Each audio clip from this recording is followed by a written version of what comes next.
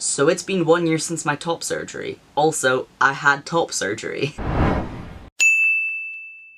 I kind of fell off making YouTube videos around about the same time my surgery was coming up, and so I didn't really talk about it, and also I am very, very scared of doctors, and I was super nervous, and so I didn't vlog the process or anything like that. But I'm trying to get back in the swing of making YouTube videos, and it's been a year since my top surgery, so let's talk about it. I had double incision surgery on the 17th of July 2019 in Manchester with Mr. Danos. It was meant to be Mr. Brits, who I mentioned in my earlier videos, but she ended up going on maternity leave, and so Mr. Danos filled in, and he was very lovely, very confident, and yeah, just very good. I'm very happy with how it turned out. I am really happy with the results. My quality of life has gone up just so much. Like, I can plan my day without having to take into account how long I'm wearing my binder for, and I'm not like constantly thinking about my chest when I'm planning my outfits or just when I'm out and about, and it's really made my life so much better. I'm so happy. I hadn't quite realised how much of a mental toll binding was taking on me until it was gone. And there's also a physical toll. My back was in constant pain all the time, and now it's a lot better. It's kind of funny, because I am so scared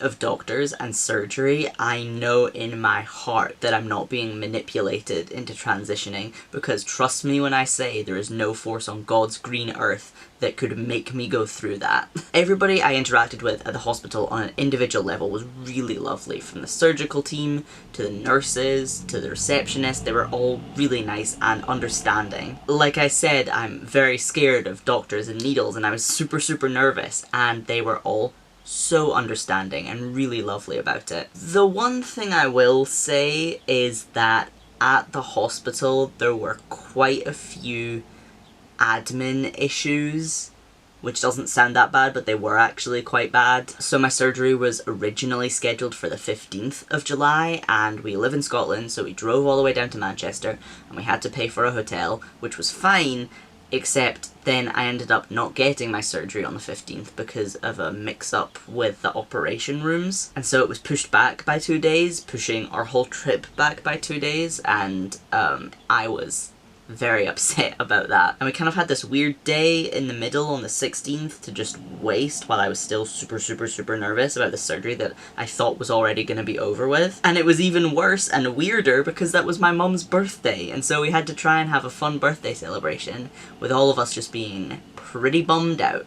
Another issue that came up was 3 weeks later when I had to get my bandages off. My appointment was at like 11 in the morning or something, and so we had to get up at like 3 or 4 a.m. and drive down to Manchester in time for this appointment. And we got there in time, and I went into the nurse's room, and she looked at me and she said, "Where are your drains?" And I was like, I got them out 3 weeks ago. And it turned out I'd been scheduled in for a drain removal appointment, which I'd already had, and they schedule those in the morning because they know you're already in the hospital, whereas bandage removal they schedule much later in the day so that people who have to travel don't have to get up at 3 a.m.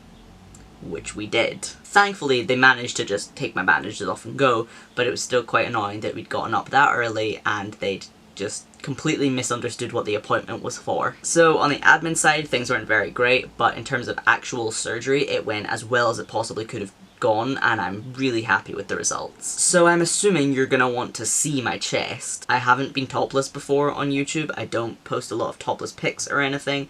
I'm not very confident with my body. There's a very specific way for a trans man to look to be acceptable, and I don't have that kind of lean, muscled, masculine physique. I have what you might call a dad bod, or actually, I have a dad bod but with mum hips. Jackson Bird made a really interesting video following his top surgery where he talked about all of these body expectations for trans men, and I'll link it below because I really recommend it. But then I realised that the reason that there's only really one body type that you see from trans male creators is because people with other body types aren't posting, and I completely understand why. But when I was going into top surgery or starting testosterone, I didn't have anyone with my body type showing their results, and so I basically had no idea what my body was going to come out looking like. And for all of those reasons, even though I'm not super confident in my body, I am going to show you guys. So if you have a body type like mine, you'll know what to expect. And if you don't have a body type like mine, hey, bodies like this exist, so that's good. So this is my chest 1 year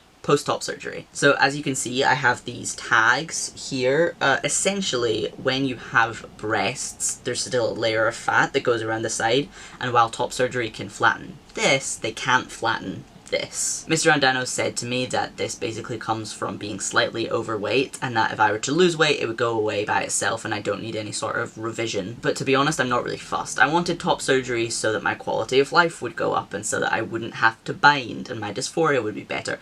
And all of those things have already happened, so I don't need that like perfectly sculpted chest with pecs and absolutely no lumps or anything. The scars are healing quite well. They're getting lighter, which is nice. They're still a little thick around here, but they're doing quite good. In terms of care, for the first 6 months after my surgery, I was just moisturizing daily with this giant tub of E45. I talked to Mr. Andanos and I asked about like bio oil and stuff, and he basically said that as long as you were moisturizing and rubbing something in, the act of massaging, that's what's really good for your scars as opposed to any particular product. That being said, later on I did move on to the stretch mark oil, which is said to help with scars as well. And I know this is gonna sound stupid because it says oil right here, but it's really oily. It's not very pleasant. I definitely wouldn't do this at the beginning of the day because I can't imagine putting clothes on. It would just soak through. So I always do it at the end of the day and it's still like just really oily. It gets all over your hands and you can't really touch anything. So I wouldn't super recommend that. But the E45, that's been working well. So yeah, that's me. 1 year post-op surgery. Pretty excited about life. Thank you so much for watching. I hope this was helpful for some people. Let me know what else you want to see on this channel because I kind of stopped making videos after my tea updates got pretty boring and I want to get back into it, but I don't really know what content people want to see. So let me know. Thank you for watching and I'll see you at some point.